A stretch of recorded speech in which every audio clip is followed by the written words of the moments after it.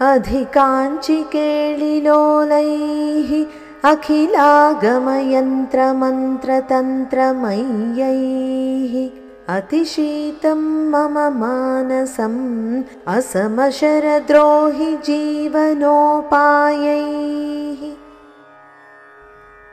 अधिकाञ्चि केळिलोलैः अखिलागम यन्त्र मंत्र तंत्रमय्यैः अतिशीतं मम मानसम् असमशरद्रोहि జీవనోపాయైః।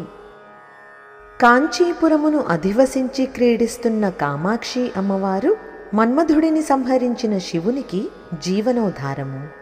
సకలాగమ సారమై మంత్ర తంత్ర యంత్ర రూపంగా ప్రకాశిస్తున్న అమ్మ నా మనసులోని తాపాన్ని శమింపచేసి చల్లపరిచింది। ఇప్పుడు మరొక్కసారి శ్లోకాన్ని చదువుకుందాం।